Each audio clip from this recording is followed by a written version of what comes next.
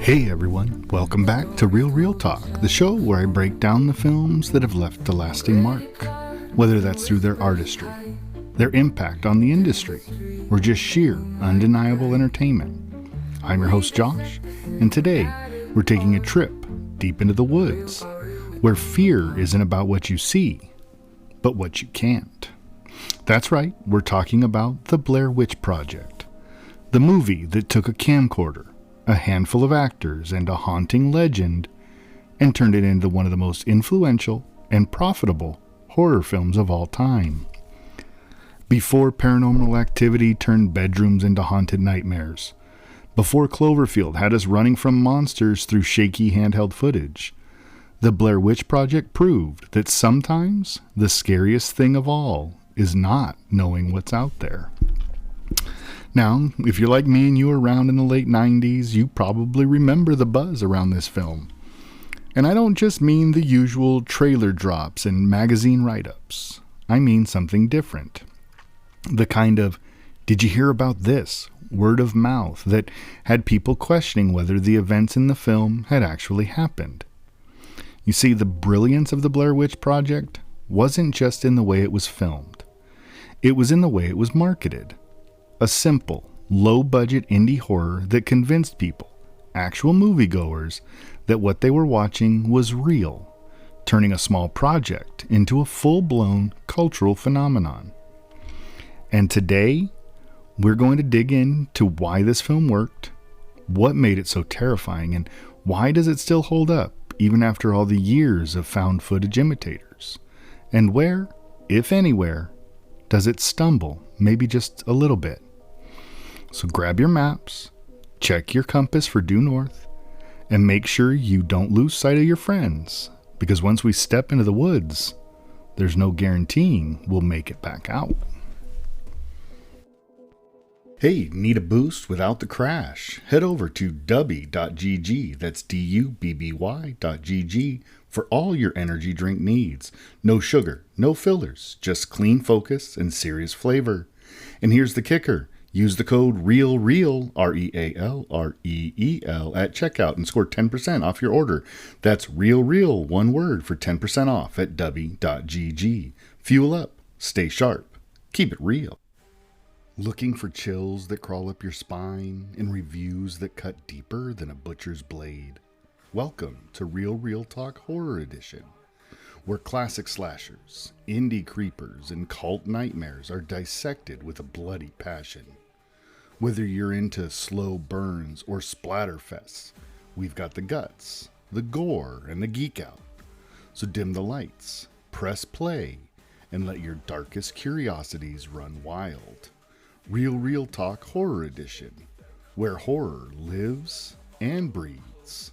Real horror, real talk. Available anywhere you get your podcasts. Now, there are horror movies that entertain, and there are horror movies that unsettle you long after they end. And the Blair Witch Project falls firmly into that latter category. Not because of gore or elaborate effects, but because of its sheer, unshakable realism. This wasn't just a horror movie, it was a horror experience. It was one that made audiences question whether they were watching a scripted film or something far more terrifying. Real, unfiltered footage of three people losing their grip on reality deep in the Maryland woods.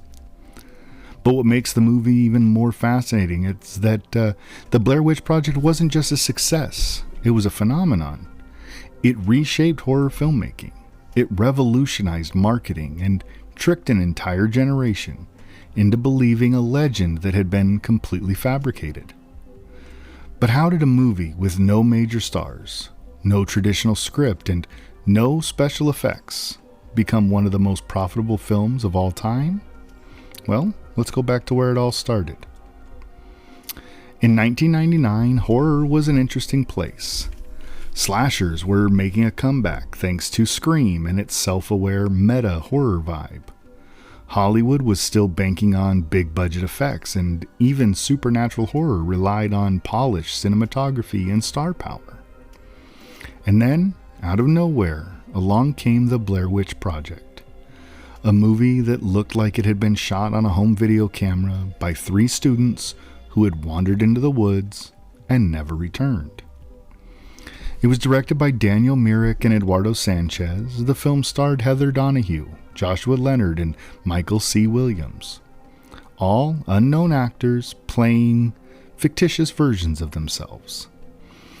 The film was framed as recovered documentary that was following these 3 student filmmakers as they set out to explore the legend of the Blair Witch, only to disappear without a trace, leaving behind their footage as the only record of what had happened. And here's where things get crazy. The entire movie was made for around $60,000. No huge sets, no CGI monsters, and no big-name actors. Just a camera, a location, and a whole lot of psychological terror. But despite its humble beginnings, it went on to gross nearly $250 million worldwide, making it one of the most profitable films ever in terms of return on investment. But let's be real, the Blair Witch Project wasn't just about making money. It was about changing the game. And part of what made that happen was a marketing strategy so genius that people still talk about it today. Now, back in 1999, the internet was still more of a weird and mysterious place. There was no social media, no YouTube, and no instant fact-checking. If you heard something online, it could be real, or it could be an elaborate hoax. And that's exactly the environment the Blair Witch Project thrived in. Before the film was even released, the filmmakers created an entirely fake legend about the Blair Witch. Maybe it was the first creepypasta. They built a website that detailed supposed disappearances, old myths, and eerie folklore, making it seem as if the Blair Witch was a real historical figure. They even put together a fake documentary titled The Curse of the Blair Witch, which aired on TV before the movie's release, further blurring the line between fiction and reality. The result?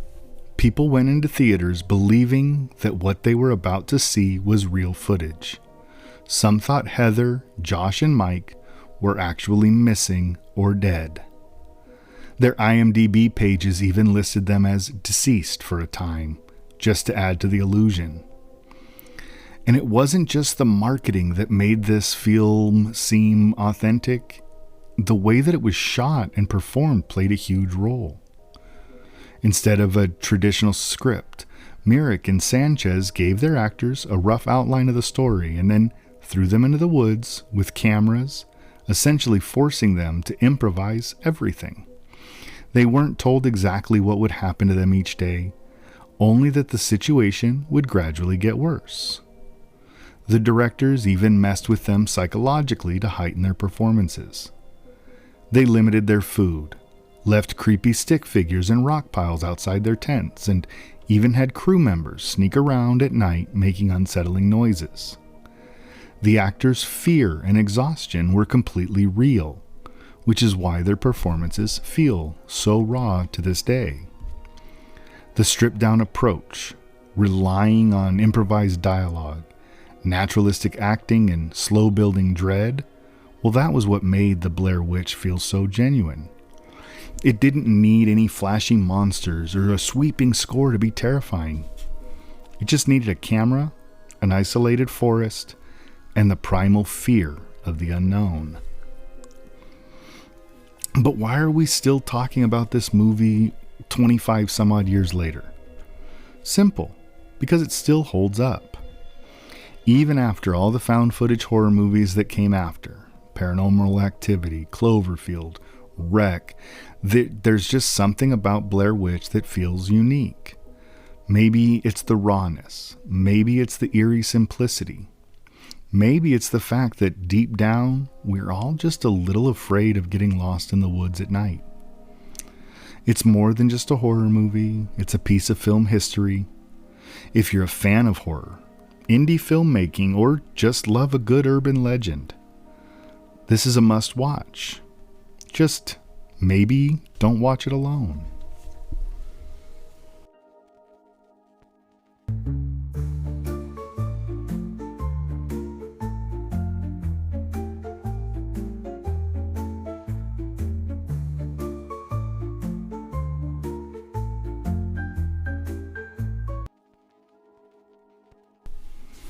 You know, there's something unsettling about being lost, really lost.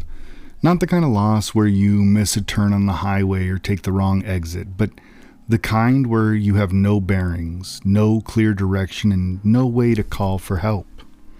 It's a primal fear, buried deep in us, that reminds us how small we are in the face of nature. And the Blair Witch Project taps into that fear masterfully, drawing us into a slow-burning nightmare where the horror isn't just in the unknown, it's in the slow, agonizing realization that you're never getting out. What starts as a simple documentary project quickly unravels into sheer terror. And the best part? The film makes you feel like you're right there with them. Let's take a closer look at what makes the Blair Witch Project such an unsettling experience. Alright, so here's a spoiler-free plot summary. Meet Heather, Josh, and Mike. 3 young filmmakers with big ideas and a love for adventure. They've set out to make a documentary about the Maryland legend of the Blair Witch, an old, eerie folklore that has haunted the town of Burkittsville, Maryland for centuries. Armed with cameras, sound equipment, and more enthusiasm than common sense, they ventured deep into the Black Hills forest, determined to uncover the truth behind the legend. At first, everything is fun and games. They joke around, film interviews with the locals, and treat the trip like a spooky campfire story come to life. The townspeople share grim tales of disappearances, strange symbols found in the woods, and a recluse named Rustin Parr, who allegedly killed children under the influence of the Blair Witch. But Heather, ever the ambitious filmmaker, brushes off the warnings. It's just a story, right? Well, then things start to shift. A wrong turn leads to confusion. The dense, unforgiving trees stretch on endlessly in every direction. Their compass starts acting strangely, and their map goes missing, or worse, is intentionally destroyed. Then come the sounds. Deep in the night, strange, cracking noises echo through the trees, too deliberate to be the wind, too rhythmic to be animals. Stick figures appear outside their tent, hanging from the branches like voodoo dolls, as if someone or something is marking their presence. What starts as mild frustration spirals into full-blown terror. Josh disappears. The remaining 2 hear his agonized screams in the darkness, but can never find him. The once confident Heather breaks down, her camera shaking as she delivers one of horror's most infamous monologues, a desperate, tearful apology to the people watching, knowing she won't make it out alive. And then comes the final sequence, the moment that cements the Blair Witch Project as one of the most chilling horror films ever made. But we'll get to that soon. Now, even though the entire film builds off of this creeping, suffocating tension, there are a few moments that stand out to me as particularly unnerving. First, the stick figures. It's just twigs, right? Harmless, simple little sticks tied together with twine, but the way that the group stumbles upon them, they're scattered in clusters and hanging from trees, standing like tiny effigies. I mean, it immediately starts to send those chills down your spine. And I think what makes this moment so terrifying is the implication. The group realizes that they're not alone here. Someone or something has been near their campsite, watching, leaving these messages.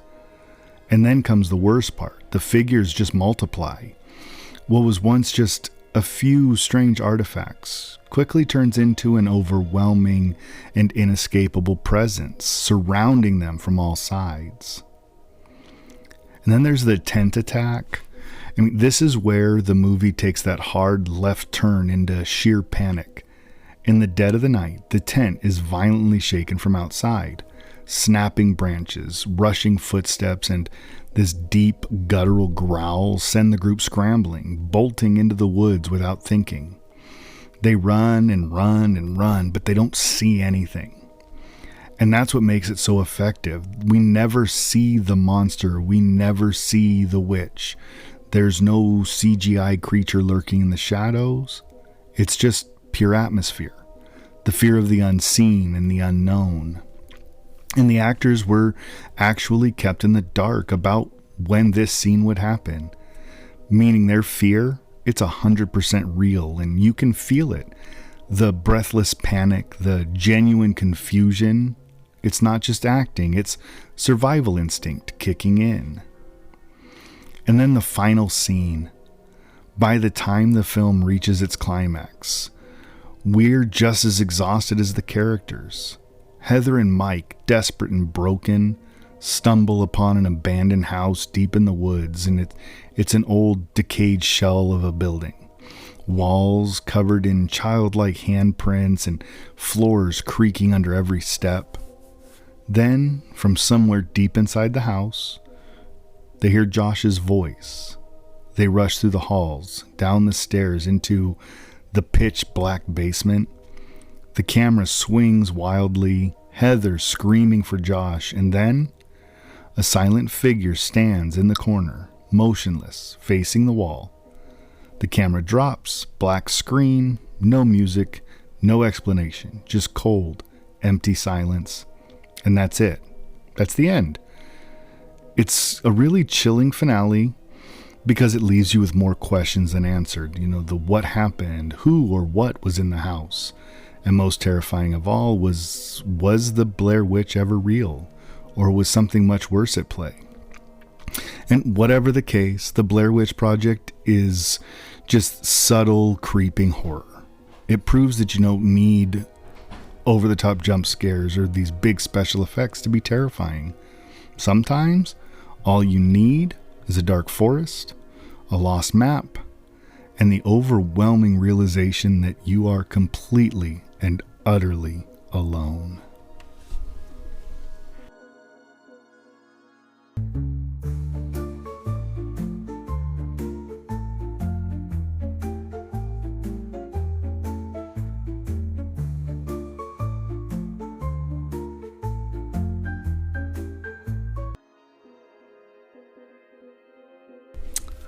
All right, now for the real talk.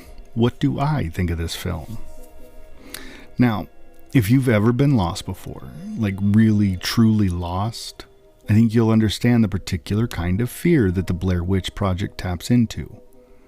That moment when the trees start to look the same, when the sun begins to set and you start questioning whether you've walked in a circle, it's a primal fear, older than any slasher flick or CGI monster.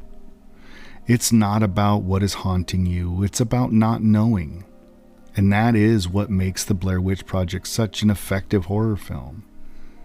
It doesn't rely on cheap tricks. It doesn't hand you a fully formed creature that lurks in the shadows. Instead, it burrows under your skin with something far worse: helplessness. So let's talk about it. What works? What doesn't? And why does this film continue to haunt us over 20 years later? So let's start with entertainment value. I've seen the Blair Witch Project multiple times, and every single time it does manage to get under my skin. It's not a film you watch casually, it's a film you endure. The tension is unrelenting, and even though I know how it ends, I still feel that creeping anxiety every time I revisit it. The found footage style helps with that. It just makes my stomach turn. It hurts sometimes to watch. Unlike traditional horror that's relying on those jump scares and elaborate effects, Blair Witch is building terror through atmosphere and realism. The shaky cam, the muffled audio, the out-of-focus shots, they all add to the feeling that you're watching something you probably shouldn't be seeing.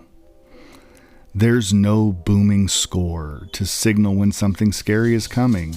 No perfectly lit shots of a monster creeping through the woods. Just 3 people, alone, terrified, and unraveling in real time. It's a different kind of horror, and it sticks with you. I think that's why this film is so immersive. You don't just watch it, you feel it.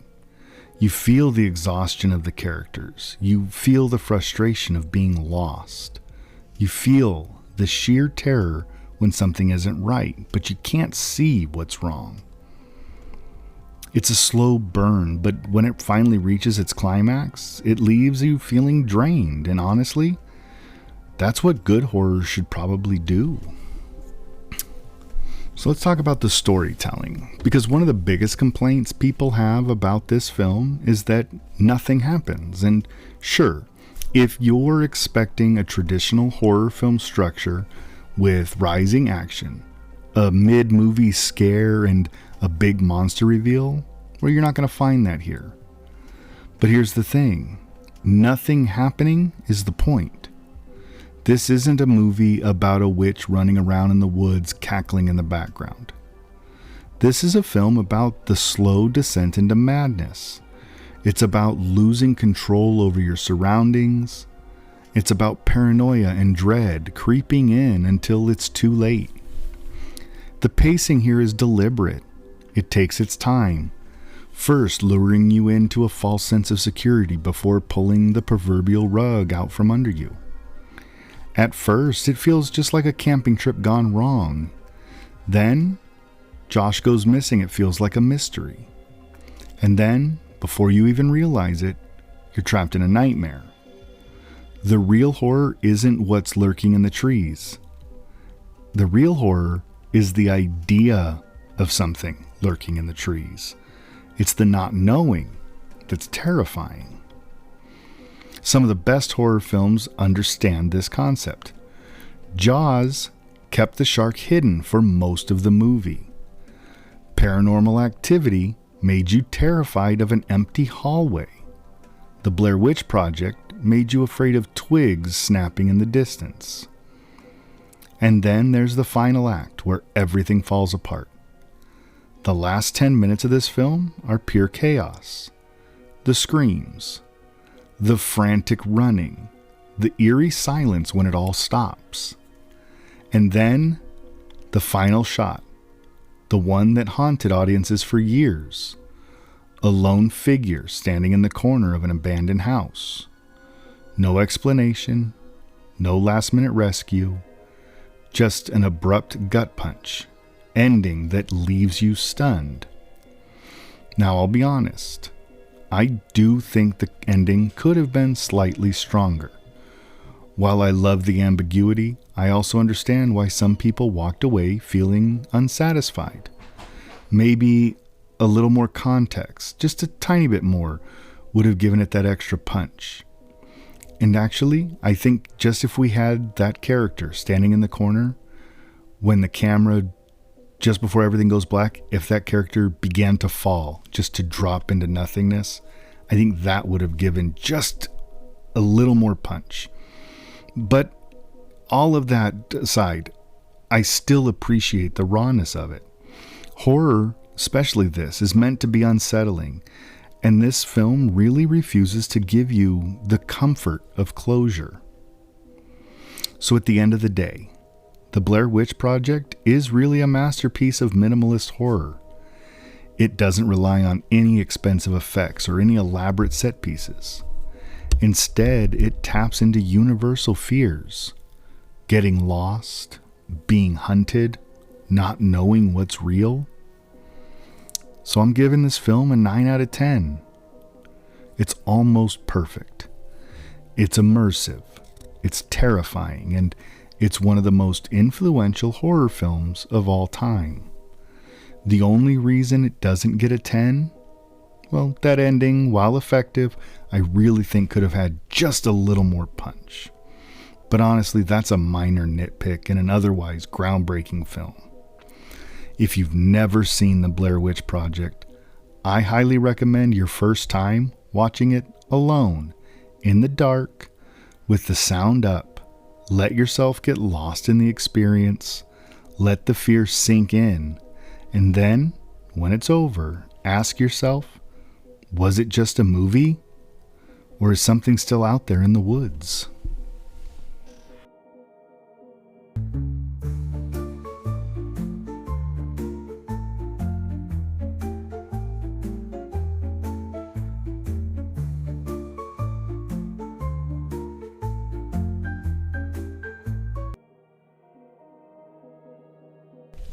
All right, well, that's going to wrap up the Blair Witch Project. This film is one of those rare experiences that really does linger long after the credits roll. Whether you love it or you hate it, there's just no denying its impact. It's a reminder that sometimes fear isn't about what you see, it's about what you don't. It's the snap of a twig in the dark, the whispers just beyond the edge of your hearing, the feeling that something is watching you, even when you can't prove it. Now, if you've enjoyed this episode and you want more deep dives into films that leave a mark, make sure to subscribe to Real Talk or Real Talk Horror Edition, where we talk about just scary movies like this, wherever you listen to podcasts. Whether if you're on Apple Podcasts or Spotify, leaving a quick review helps more than you know. It gets the show in front of more people who love cinema as much as we do. And of course, if you've got that one movie you're just dying to hear me cover, hit me up. You can find me on Instagram, Threads, and Blue Sky at Real Talk. Or if you're old-fashioned like me, send me an email, therealrealtalk@gmail.com. Let's keep this conversation going. Now, let's talk about next time. Because we're going to step out of the creepy woods into something completely different. Picture this: lost cities, ancient legends, and killer gorillas? That's right. Next episode, we're going to go back in time 30 years, to Congo in 1995. This film somehow blends a jungle adventure, high-tech gadgets, talking apes, and some of the most hilariously over-the-top plot twists ever put on screen. It's ridiculous, it's fun, and it's the kind of movie that you have to see to believe. So whether you're here for the horror, the adventure, or just the sheer absurdity of cinema, stick around. You won't want to miss it. Now, remember, if you ever find yourself deep in the woods, lost with a dying flashlight and no map, maybe, just maybe, don't keep filming. Until next time, keep watching, keep loving, and keep those reels rolling. We'll talk to you soon.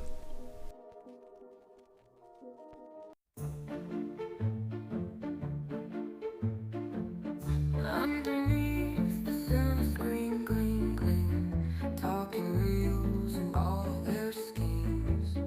Dusty scenes and dreams unfold, stories told in shadows bold. Gritty plots and whispers tight, dim the streets in moonlight bright. We dissect the cinematic art, reel by reel we pull apart. The real talk where voices play with velvet words and starlit sway, reviewing tales both light and dark, classic films that leave a mark. Dive deep into celluloid night, critique the legends in our sight. Every frame a layer appeal, truth and intrigue are revealed. Fan the flames of black and white, the mystery dances in the night. Casablanca to the crime, in every score we find a rhyme. The real talk where voices